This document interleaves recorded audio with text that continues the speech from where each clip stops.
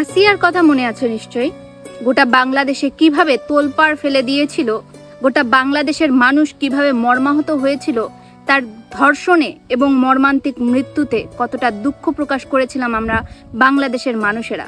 কিন্তু আজ যখন কুমিল্লার মুরাদনগরের ঘটনায় একজন স্ত্রীকে ধর্ষণের পর বিবস্ত্র অবস্থায় তার ভিডিও ধারণ করে সোশ্যাল মিডিয়ায় আপলোড করে দেওয়া হলো, তখন কারো কোনো প্রতিবাদ নেই কেন? সবাই এত চুপ কেন? শুধুমাত্র হিন্দু বলে?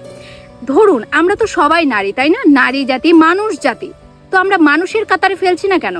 সনাতনী বা হিন্দুরা কি, সংখ্যালঘুরা কি মানুষের কাতারে পড়ে না? সে কি নারী নয়? সে সনাতনী শুধু?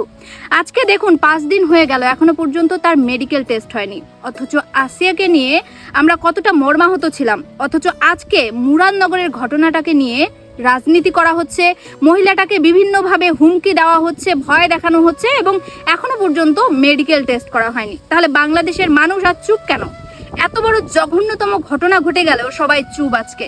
তাহলে কি ভেবেই নিব যে আমরা সনাতনী বলে, আমরা সংখ্যালঘু বলে কারোর কোনো মমতা নেই আমাদের প্রতি, কারোর কোনো সহানুভূতি নেই, কারোর কোনো বিচার হওয়ার প্রতি কোনো দাবি নেই? তবে কি আমরা সংখ্যালঘুরা বিচার পাবো না? অবশ্যই কমেন্টে জানাবেন।